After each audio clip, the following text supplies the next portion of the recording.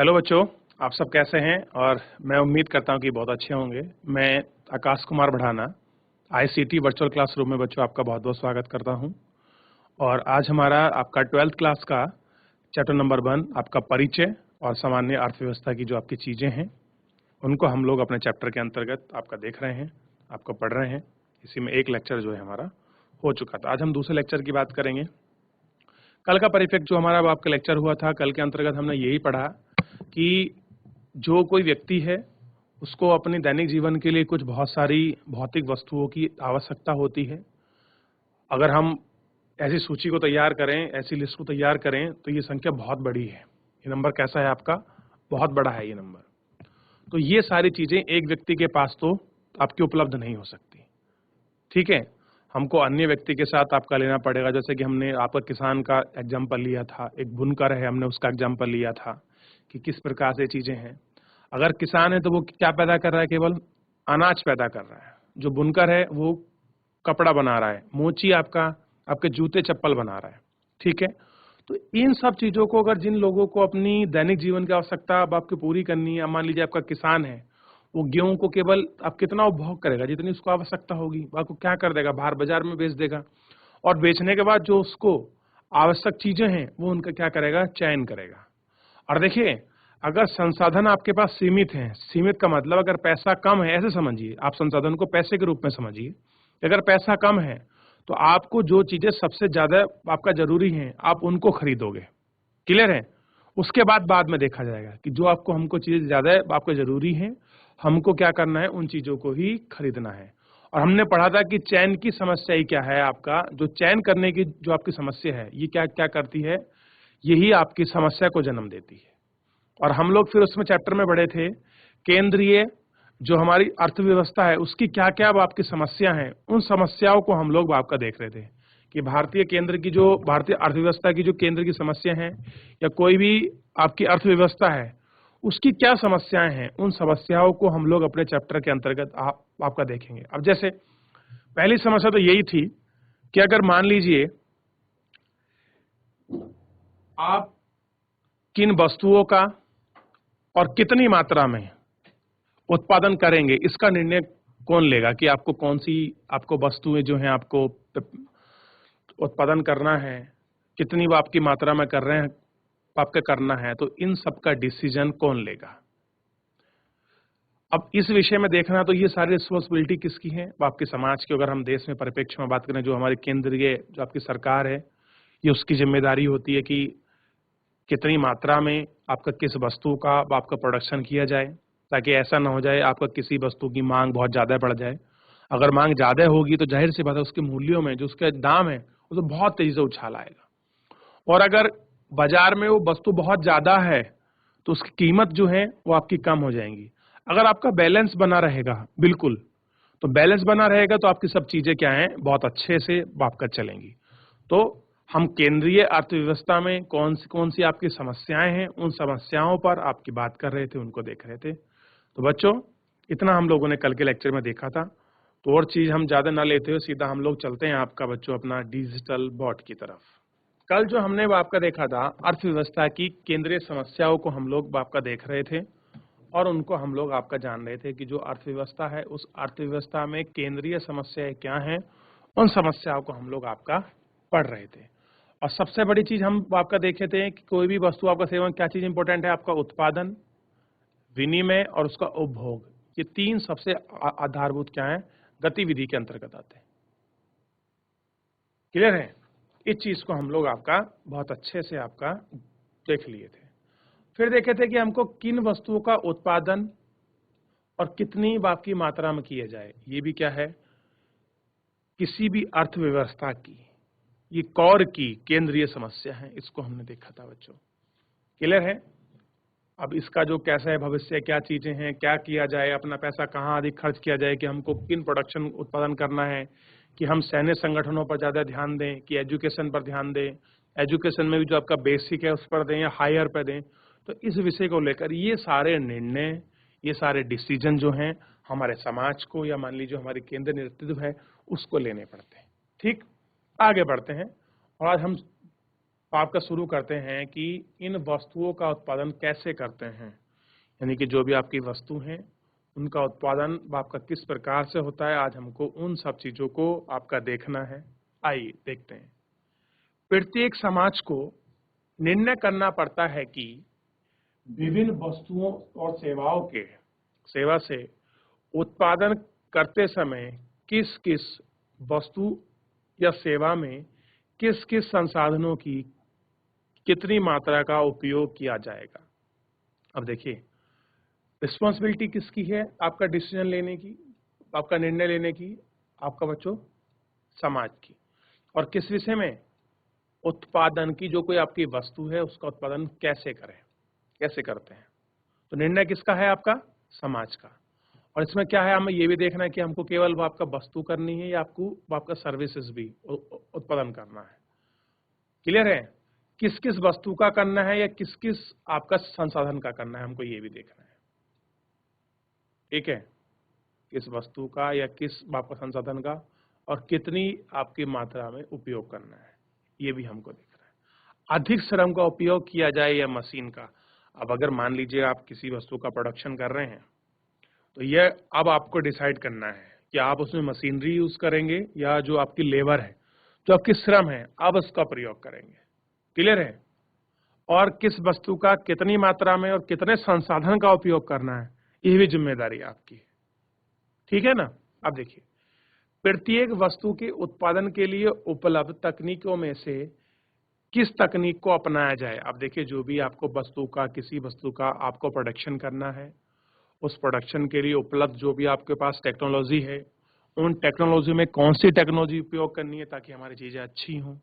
तो ये सब चीजें हम लोगों को ध्यान रखना है, कौन सी आपकी मशीनरी हो और कितना उपलब्ध हो और कौन सी तकनीकों का अपनाया जाए। ठीक है, आइए देखते हैं। इन वस्तुओं का उत्पादन किसके लिए किया जाए। अब देखिए, हम ये सब क्या है, ये हम सारे आपके प्रश्न ही हैं जिनको हम आपका देख रहे हैं। कि अब ये समझिए कि जैसा आपका लिखा है ये आपकी परीक्षा में आ सकता है कि वस्तु जो भी केंद्रीय जो मान ली ये प्रश्न बन जाए कि अर्थव्यवस्था के अंतर्गत केंद्रीय समस्या में वस्तु का उत्पादन कैसे करते हैं। तो आप उसको पढ़ा होगा, आपने जाना होगा, समझा होगा, तो ही तो आप आंसर कर पाएंगे। ये आपको ध्यान रखना है। ठीक है, चलिए, इन वस्तु का उत्पादन किसके लिए किया जाए, हमको ये देखना है। देखिए, अर्थव्यवस्था में उत्पादित वस्तुओं की कितनी मात्रा किसे प्राप्त होगी। अर्थव्यवस्था के उत्पाद को व्यक्ति विशेष के बीच किस प्रकार विभाजित किया जाना चाहिए, किसको अधिक मात्रा प्राप्त होगी तथा किसको कम या सुनिश्चित किया जाए अथवा नहीं किया जाए कि अर्थव्यवस्था की सभी व्यक्तियों को उपभोग की न्यूनतम मात्रा उपलब्ध हो। और कम से कम ये हमको सोचना है कि हम उनको किस प्रकार से उनको क्या करें, आपका किस प्रकार उनको विभाजित करें और किसको कितनी अधिक जो आपकी मात्रा है वो आपका प्राप्त होगी और किसको क्या होगी, आपका कम होगी। यह सुनिश्चित करने, यह डिसाइड करने अथवा नहीं कि ये आपका किया भी जाना किसको कितना मिलेगा या कम मिलेगा, यह निश्चित करने अर्थव्यवस्था के सभी व्यक्तियों को उपभोग की न्यूनतम मात्रा उपलब्ध हो। यानी कि अर्थव्यवस्था में जो आपके सभी लोग हैं उन लोगों को कम से कम इतना हो कि उपभोग के लिए एक न्यूनतम मात्रा तो उपलब्ध हो सके। या प्रारंभिक शिक्षा या बुनियादी स्वास्थ्य सेवाएं जैसी सेवाएं अर्थव्यवस्था के सभी व्यक्तियों को निःशुल्क उपलब्ध कराई जाए। अब ये भी प्रश्न है कि आपका निःशुल्क आप उनको कराओगे प्रारंभिक शिक्षा या आप उनको बुनियादी सुविधा निःशुल्क उपलब्ध कराओगे। ये सब सारे डिसीजन लेने पड़ेंगे और ये ही क्या है, किसी भी केंद्र की अर्थव्यवस्था की आपकी समस्याएं हैं। अतः प्रत्येक अर्थव्यवस्था को इस समस्या का सामना करना पड़ता है। यानी कि जो चीजें हम पढ़ रहे हैं इन सब चीजों का प्रत्येक अर्थव्यवस्था को सामना करना पड़ता है, क्योंकि ये समस्या तो सबके साथ ही है। चाहे कोई सा भी देश हो, किसी भी देश की अर्थव्यवस्था हो, ये तो उनके सामने रहता है किन वस्तुओं का उत्पादन किया जाए, कितनी मात्रा में किया जाए, कैसे किया जाए, किन टेक्नोलॉजी का प्रयोग किया जाए, लोगों के पास उसका वितरण आपका कैसे हो। तो ये एक बहुत बड़ी समस्या है किसी भी केंद्रीय अर्थव्यवस्था की। ठीक है, तो ये आपको ध्यान रखना है। अब देखिए, अतः प्रत्येक अर्थव्यवस्था को इस समस्या का सामना करना पड़ता है कि विभिन्न संभावित वस्तुओं तथा आपका सेवाओं के उत्पादन के लिए दुर्लभ संसाधनों का विनिधान कैसे किया जाए और उन व्यक्तियों के बीच जो अर्थव्यवस्था के अंग हैं। किसके अंग हैं बच्चों? अर्थव्यवस्था के अंग हैं। उत्पादित वस्तुओं तथा आपका सेवाओं का वितरण किस प्रकार किया जाए, सीमित संसाधनों का विनिधान तथा अंतिम वस्तुओं एवं सेवाओं का वितरण ही किसी भी अर्थव्यवस्था की केंद्रीय समस्याएं हैं। क्या समस्याएं हैं? कि जो भी उत्पादित आपकी वस्तु होगी, जो भी आपकी सर्विस होगी, उनका जो आपका वितरण है, यानी कि कैसे बांटना है, उसका वितरण किस प्रकार किया जाए, और सीमित संसाधनों का जो आपका विनिधान है। क्लियर है? और अंतिम और वस्तुओं का ही वितरण ही क्या होता है आपका बच्चों? किसी भी अर्थव्यवस्था की केंद्रीय समस्याएं हैं। क्या है? आपकी केंद्र की समस्याएं हैं। ये आपको सब चीजें आपको ध्यान रखना है। ठीक है, चलिए इस ग्राफ को भी हम लोग पढ़ेंगे, लेकिन सबसे पहले हम लोग अपने चैप्टर की तरफ इसको आगे बढ़ते हैं। अब देखिए, हमने केंद्रीय जो हमारी अर्थव्यवस्था है, या मान लीजिए कोई भी अर्थव्यवस्था है, उसकी जो केंद्र की समस्या है, उन केंद्र की समस्या को हम लोग पढ़े, आपका देखे। अब हम लोग थोड़ा सा आगे तरफ बढ़ते हैं और इसमें अगली यूनिट है आपका 1.3 आर्थिक क्रियाकलापों का आयोजन, यानी कि जो भी कोई इकोनॉमिकल जो भी एक्टिविटी है उनका आयोजन कैसे है, किस प्रकार चीजें हैं, उनको देखते हैं।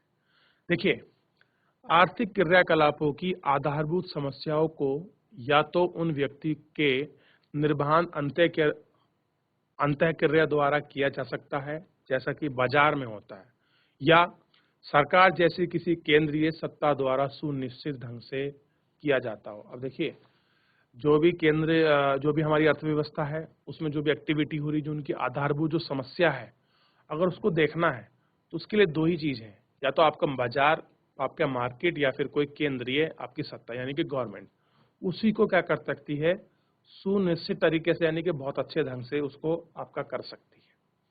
अब आगे देखिए कि केंद्रीकृत योजनाबद्ध अर्थव्यवस्था है। कैसी आपकी केंद्रीकृत, यानी कि जो आपकी सेंट्रलाइज, जो आपकी बिल्कुल आपका प्लानिंग की क्या हो, आपकी जो इकोनॉमी हो, उसकी बात कर रहे हैं। देखिए, केंद्रीकृत योजनाबद्ध अर्थव्यवस्था के अंतर्गत सरकार या केंद्रीय सत्ता उस अर्थव्यवस्था के सभी महत्वपूर्ण क्रियाकलापों की योजना बनाती है। यानी कि इसमें क्या होता है, जो भी हम केंद्रीकृत आपकी योजना बना रहे हैं अर्थव्यवस्था के अंदर, तो जो भी आपकी चीजें होंगी, सभी अर्थव्यवस्था की जो भी एक्टिविटी होंगी, किस तरह से कार्य होंगे, किस तरह से घटे जाएंगे, कैसे कौन सी क्रिया करनी है, उन सब का प्लानिंग, उन सब की योजना कौन बनाएगा? आपका केंद्रीय सत्ता या आपकी सरकार बनाएगी। वस्तुओं और सेवा के उत्पादन, विनिमय तथा उपभोग के संबंध में सभी महत्वपूर्ण निर्णय सरकार द्वारा लिए जाएंगे। अब देखिए, हम पहले भी देखे थे कि उत्पादन, विनियमन और उपभोग, इस संबंध में जो भी आपका निर्णय लेने हैं वो कौन लेगा? आपका गवर्नमेंट लेगी, आपकी सरकार लेगी।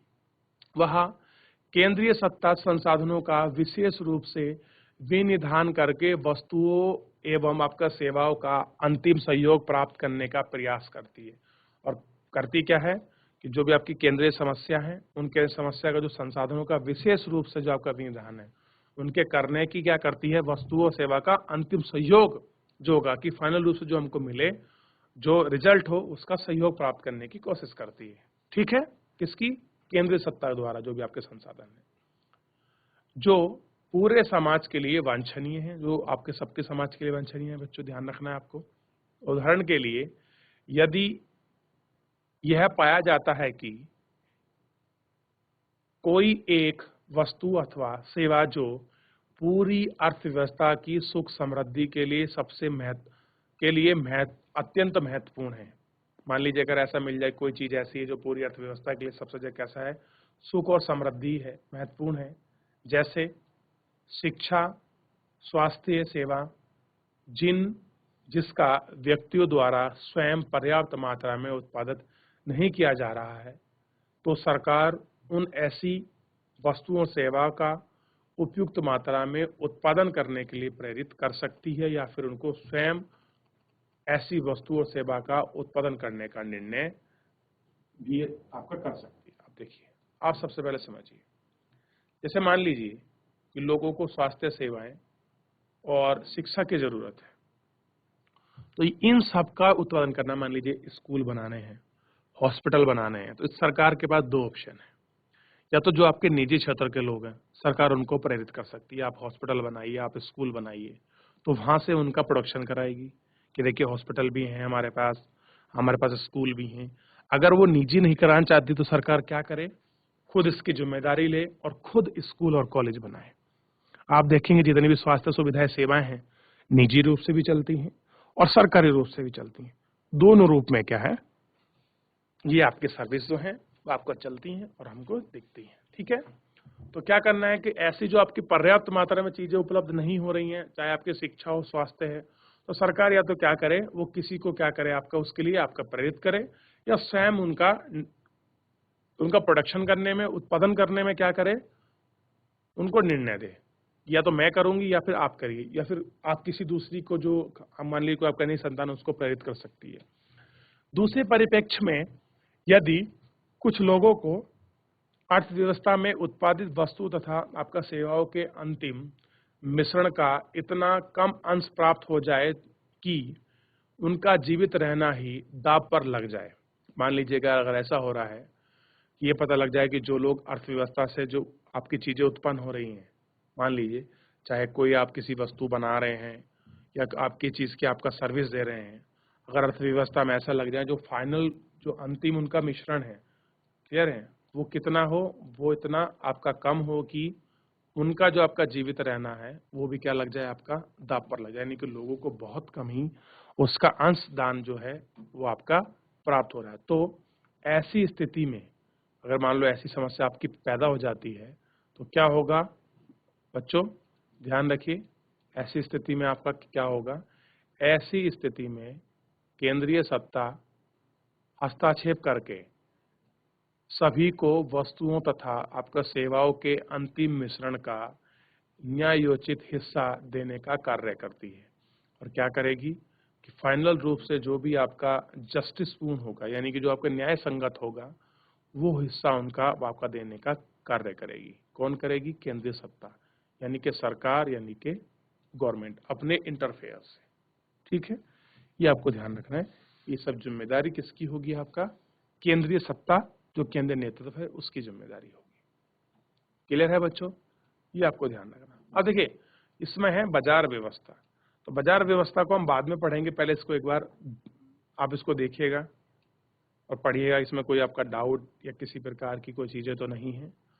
अगर किसी का कोई प्रश्न है, कोई क्वेरी आपका आती है, तो ये आपको थोड़ा सा जो है ध्यान रखना है।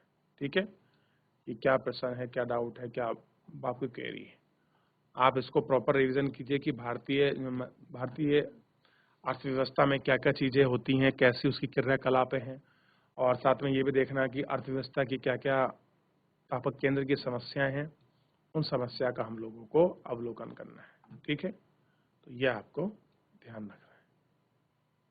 ठीक है बच्चों, देखिए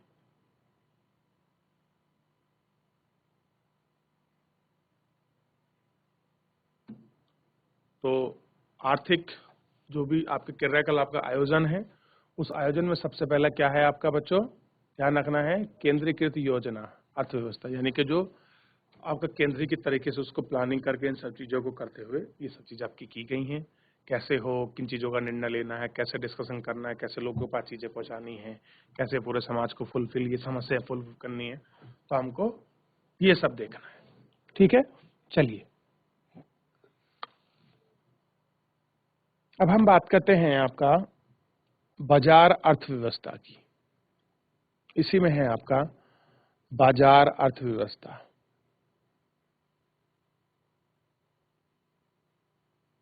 ध्यान दीजिए, देखिए देखिएगा कि केंद्रीकृत योजनाबद्ध अर्थव्यवस्था के विपरीत बाजार अर्थव्यवस्था में सभी आर्थिक क्रियाकलापों का निर्धारण बाजार की स्थिति के अनुसार ही होता है। अब देखिए, मान लीजिए कोई चीज आपकी बना रहे हैं, कोई उसका रेट है, कोई उसका मूल्य फिक्स करना है, तो उन सब चीजों में आपका फिक्स करने में अगर केंद्रीकृत आपकी योजना है तो उसमें क्या होगा, जितना भी पैसा होगा वो सब चीजें होंगी, वो क्या करेंगे आपका बच्चों, वो आपका सरकार जो है उसमें जो केंद्रीय सरकार होगी वो उसके ऊपर निर्भर करेगा, उनको कैसे उनका मूल्य रखे, कैसे उनका डिवाइड करे, कैसे उनका सेपरेशन करे। क्लियर है। और अगर मान लीजिए हम किसी चीज को बाजार के ऊपर छोड़ देते हैं तो बाजार आपका डिपेंड करेगा कि उसका मूल्य, उसका रेट क्या होता है। ठीक है, आइए पढ़ते हैं।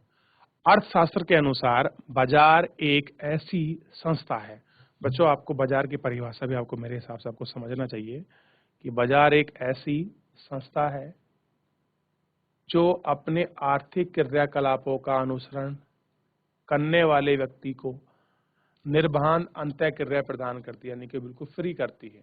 दूसरे शब्दों में बाजार ऐसी व्यवस्थाओं का समुच्चय है जहां आर्थिक अभिकर्ता मुक्त रूप से अपने धन अथवा अपने उत्पाद को परस्पर निर्बाध आदान प्रदान आपके कर सकते हैं। कैसा कर सकते हैं, जहां पर आर्थिक अभिकर्ता मुक्त रूप से अपने यहाँ आदान, मतलब अभिकर्ता क्या कर सकते हैं, मुक्त रूप से अपने उत्पाद को, अपने धन को क्या कर सकते हैं, उनका ट्रांसफर, उनका लेन देन उनको ले सकते हैं, आपका चीजों को बेच सकते हैं। वो फ्री अपने रूप से हैं कि जैसे वो करना चाहें उसके हिसाब से आपका कर सकते हैं। क्लियर है। और आपको ये भी ध्यान रखना है कि बाजार क्या है, आर्थिक क्रियाकलापों का अनुसरण करता है और व्यक्ति को उसको सारी जो फ्री है, मतलब बिल्कुल फ्री हैंड करता है। आप देखते हैं कि आप जाइए बाजार में, तो बाजार में जाने के बाद आपको पता लगेगा कि आप कोई वस्तु को देखते हैं तो आप वस्तु को बोलते हैं कि ये वस्तु 10 की नहीं 20 की, सामने वाले के पास आओ, उससे बार्गेनिंग कर सकते हैं। आपको वहां से टेबल ना लगे तो आप उसको वहीं से नहीं कहीं और से खरीद सकते हैं सस्ते दामों पर। लेकिन अगर मान लीजिए उसका वहां सरकार ने उसको रेट बना के दिया है तो उसमें कुछ थोड़ी चीजें अलग हो जाती है। अब देखिए, यह ध्यान देना महत्वपूर्ण है कि अर्थशास्त्र में प्रयुक्त बाजार यानी कि मार्केट शब्द बाजार के उस स्वरूप से भिन्न है जैसा कि हम आमतौर पर समझते हैं। कि जिस बाजार की हम बात कर रहे हैं ये बाजार क्या है, उससे आमतौर पर भिन्न है। आप इस बाजार के विषय में जो सोचते हैं उससे इसका कुछ लेना देना नहीं है। कि आप जिस बाजार के बारे में सोच रहे हैं उसका इस बाजार से कुछ लेना देना नहीं है। वस्तुओं को खरीदने और विक्रय के लिए व्यक्ति एक दूसरे से किसी वास्तविक भौतिक स्थल पर मिल भी सकते हैं। आप कह रहे हैं कि जो आपको, मान लीजिए कोई आपको वस्तु आपको खरीदनी है चाहे आपको बेचनी है, उसके लिए क्या होता है कि व्यक्ति क्या करते हैं, एक दूसरे से क्या कर सकते हैं, किसी भौतिक स्थल पर। भौतिक स्थल का मतलब है कि आप मेरे को कहीं भी जगह मिल जाइए, किसी होटल पर मिल जाइए, रेस्टोरेंट या किसी की आपका मेन पॉइंट पर मिल जाइए कि वहां से मैं आपकी वस्तु को परचेज कर लूंगा। बाजार चले जाइए। क्लियर है। मिल सकते हैं अथवा नहीं भी, वो उससे मिल भी नहीं सकते। ठीक है। विक्रेताओं तथा ये है तब क्रेता तथा आपके विक्रेताओं के बीच क्रियाकलाप विभिन्न परिस्थितियों में संभव है।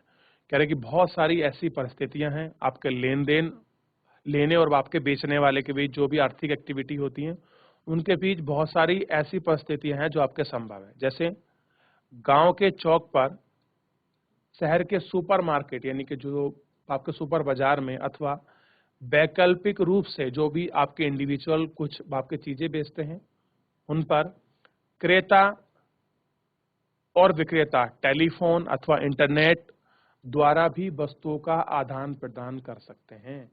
यानी कि आप वस्तु को किसी सुपरमार्केट से, किसी गांव के चौक से, शहर के बड़े बाजार से, किसी को बिना देखे फोन पर इंटरनेट बुकिंग के माध्यम से आप वस्तु को, आप सामान को खरीद सकते हैं। अब देखिए, आजकल क्या करते हैं, आप ऑनलाइन शॉपिंग करते हैं।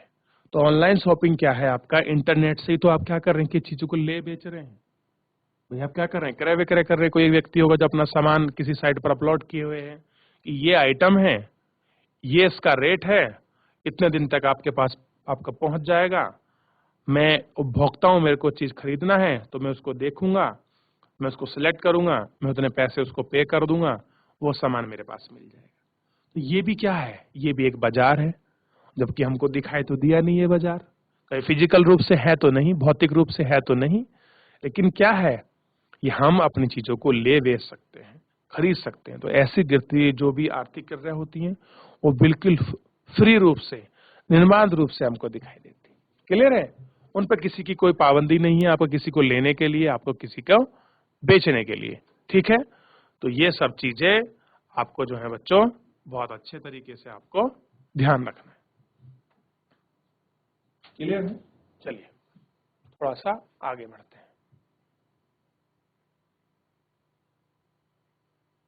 बाजार का स्पष्ट लक्षण वह व्यवस्था है जिसमें लोग निर्बाध रूप से वस्तु को खरीदने तथा बिक्री करने का काम करते हैं। होता क्या है कि लोग क्या करते हैं, आपका बिल्कुल निर्बाध रूप से किसी वस्तु को आपका खरीदने और आपका क्रय करने का क्या करते हैं, उसका काम करते हैं। ठीक है? क्या करते हैं, वो खरीदने का आपका काम करते हैं। किसी भी तंत्र के सुचारू रूप से संचालन के लिए यह अनिवार्य है कि उस तंत्र के विभिन्न घटकों के कार्य में समन्वय हो, अन्यथा अव्यवस्था हो सकती है। आप जो भी आपके तंत्र हैं, जो भी आपको सिस्टम है, आपको क्या चलाना है, बिल्कुल सुचारू रूप से उनको चलाना है। नहीं तो जो भी उस घटक के, जो भी कोई आप तंत्र है, कोई आप सिस्टम चला रहे हैं, जो भी उसके फैक्टर हैं, जो भी कारक हैं, अगर उनके कार्यों में आपका समन्वय नहीं होगा, आपसी तालमेल नहीं होगा, तो क्या हो जाएगा आपका, अगर तालमेल नहीं है तो अव्यवस्था अव्यवस्था हो सकती है। शायद आप जानना चाहेंगे कि वे कौन सी शक्तियां हैं जो बाजार तंत्र को में करोड़ों अलग अलग व्यक्तियों की क्रियाओं में आपका समन्वय स्थापित करती है। कह रहे वो कौन सी एक्टिविटी है, कौन से क्रियाकलाप हैं, कौन सी क्रियाएं हैं जो आपके अलग अलग, आपके करोड़ों लोगों के पास क्या करती हैं, आपका समन्वय स्थापित करती हैं। क्या करती हैं, आपका समन्वय स्थापित करती हैं। ठीक है? अब देखिए, बाजार व्यवस्था में प्रत्येक वस्तु या सेवा की एक तय कीमत होती है। क्या होती है आपकी, चाहे कोई आपकी बाजार हो, व्यवस्था हो, उसमें क्या होती है, चाहे कोई वस्तु खरीद रहे हैं, आप कोई सेवा सर्विस कर रहे हैं, मान लीजिए कहीं आप किसी होटल में स्टे कर रहे हैं, आप कहीं पढ़ रहे हैं, अपने स्वास्थ्य को दिखा रहे हैं, तो वहाँ क्या होती है कि उसका आप ध्यान रखेंगे, उसकी क्या होती है, आपकी बच्चों कीमत होती है कि डॉक्टर 500 रुपये फीस लेगा, डॉक्टर 200 रुपये फीस लेगा, इतने रुपये महीने के हिसाब से आपकी पढ़ाई है। क्लियर है? ध्यान रखना, जिस पर क्रेता एवं विक्रेता में सहमति होती है, यानी कि जो बेच रहा है और जो ले रहा है उस पर आपकी सहमति होती है। ठीक है? क्रेताओं तथा विक्रेताओं का परस्पर इसी कीमत का विनियमन होता है। औसतन समाज किसी वस्तु अथवा सेवा का जैसा मूल्यांकन करता है, यानी कि जो हमारा समाज, यानी कि समाज का मतलब बच्चों आपका लोगों से है, यहाँ जो भी कोई आपकी वस्तु है और जो भी कोई आपका सर्विस है, उसका जैसा मूल्यांकन का मतलब जैसे उसका रेट फिक्स करेंगे, उसकी कीमत उसी मूल्यांकन पर निर्धारित होती है। यानी कि जैसा आपने कीमत फिक्स कर दी, उसका मूल्यांकन वही हो गया और वैसी उसकी कीमत आपका निर्धारित हो जाएगी। यदि क्रेता किसी वस्तु की अधिक मात्रा की मांग करते हैं, यानी कोई क्रेता है, लेने वाला है कोई, और क्या करता है, वो अधिक वस्तुओं की मांग कर रहा है कि मेरे को क्या चाहिए, ये वस्तु हैं और इसका मेरे को बहुत अधिक मात्रा में इनको प्रोडक्शन चाहिए, मेरे को इन चीजों की जरूरत है, तो उस वस्तु की कीमत में वृद्धि हो जाएगी। अब क्या हो जाएगा, मांग बढ़ जाएगी। मान लीजिए मैं आपसे कह रहा हूं कि मुझे आपसे बुक खरीदना है और बुक खरीदने के लिए मेरे को कहना कि मेरे को 100 बुकें खरीदनी है, 200 बुकें खरीदनी है, तो क्या होगा, मैं तो दे दूंगा, लेकिन अगर आपके पास कम है तो आप क्या कहेंगे, मिल तो जाएगी सर आपको 200 बुकें, लेकिन उनका रेट कैसा होगा, पहले 15 रुपए था, अब 18 रुपए होगा या 20 रुपए होगा। तो क्या होगा, इससे जो कीमतें हैं, किसकी कीमतें हैं बच्चों, वस्तुओं की, उनमें क्या हो जाएगी, आपका वृद्धि हो जाएगी। यह उस वस्तु के उत्पादकों के संकेत देता है कि वे उस वस्तु की जिस मात्रा का उत्पादन कर रहे हैं, समाज को उसकी अधिक मात्रा की आवश्यकता है, इसी पर उत्पादक उस उत्पादन को बढ़ा सकते हैं। अब हमको ये भी देखना है कि जो वस्तु उत्पादन हो रही है, जिसके संकेत हमको मिलने हैं कि इसका प्रोडक्शन हमको बढ़ा देना चाहिए, या जिसकी मात्रा का उत्पादन हमको आपका करना चाहिए, कि समाज को क्या है, उस वस्तु का बहुत अधिक मात्रा में आवश्यकता है। अगर समाज को लग रहा है, लोगों को लग रहा है कि इस वस्तु का बहुत अधिक आपको प्रयोग करना है, समाज की लोगों की डिमांड है, बाजार में इसकी मांग है, तो आप क्या करिए, आप उसका प्रोडक्शन करिए, आपको रेट भी मिलेगा। और अगर बिल्कुल समतुल्य बना रहा कि जितनी डिमांड है उतनी सप्लाई हो रही है, तो ना तो वस्तु का रेट बढ़ेगा ना कुछ होगा। वस्तु का रेट कब बढ़ता है? जब चीजों की मांग अधिक होती है। डिमांड क्या होती है आपकी? ज्यादा होती है। ठीक है, तो देखिए, जो भी सब अर्थव्यवस्था है वो क्या है, वास्तव में आपका मिश्रित अर्थव्यवस्था है। अब इसको हम कल पढ़ेंगे, मिश्रित अर्थव्यवस्था क्या होती है, कि पूंजीवादी अर्थव्यवस्था है, क्लियर है, साम्यवादी अर्थव्यवस्था है, या आपका मिश्रित है, जिसमें दोनों के लक्षण है। इसके विषय में हम कल पढ़ेंगे। महत्वपूर्ण निर्णय सरकार द्वारा लिए जाते हैं। जितने भी इंपॉर्टेंट आपका निर्णय होते हैं, डिसीजन होते हैं, वो कौन लेता है? आपका गवर्नमेंट। तथा आर्थिक क्रियाकलाप प्राय बाजार द्वारा किए जाते हैं। जो भी की आपकी इकोनॉमिकल एक्टिविटी होती है, कौन करता है? मार्केट। अंतर केवल इतना है कि आर्थिक क्रियाकलापों की दिशा के निर्धारण में आपका सरकार की भूमिका होती है, कितनी अधिक है। अभी हमको ये देखना है कि जो भी आपके क्रियाकलाप होते हैं तो बाजार में हो रहे हैं, लेकिन जो उनकी दिशा का जो निर्धारण होता है, सरकार उसमें कितना रोल निभाती है, हमको ये देखना है। संयुक्त राज्य अमेरिका में सरकार की भूमिका न्यूनतम है, यानी कि यूएसए में इस प्रकार की न्यूनता कैसी है? बिल्कुल जीरो है। 20वीं सदी तक की लंबी अवधि तक केंद्रीकृत योजना अर्थव्यवस्था का निकटतम उदाहरण आपका चाइना है। कि अगर आप देखोगे 20वीं सदी में जितनी भी प्लानिंग करके आपकी चीजें बनाएगी, जो भी प्रोडक्शन हुआ, उनका रेट, सब कुछ, उसका एग्जाम्पल हमको सेट किया है चाइना ने। भारत में स्वतंत्रता के पश्चात सरकार ने देश के आर्थिक क्रियाकलापों के नियोजन में प्रमुख भूमिका निभाई है, कि देश में नियोजन करना है कि हमको किस चीज का कितना उत्पादन करना है, कैसे प्रोडक्शन करना है, कब करना है, कितनी मात्रा में करना है, तो उसकी बहुत बड़ी भूमिका निभाई है। यद्यपि पिछले 2 दशक यानी कि 20 सालों में भारतीय अर्थव्यवस्था में सरकार की भूमिका काफी हद तक कम हो गई है, यानी कि सरकार केंद्रीकृत योजनाओं की जगह आपके बाजार के ऊपर हल्के हल्के आपका बढ़ रही है, वो आपका डिपेंड हो रही है। क्लियर है? ये आपको ध्यान रखना है कि कैसे क्या सब चीजें आपकी हो रही हैं। ठीक है, तो आपको इन सब चीजों पर ध्यान रखना है।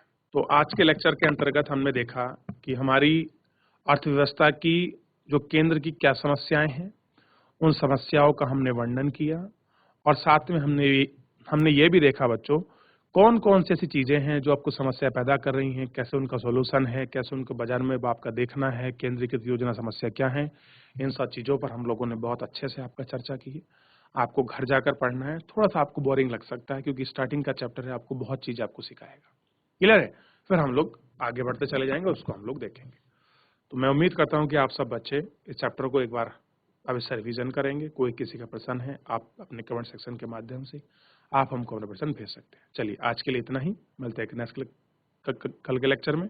बहुत बहुत धन्यवाद आपका।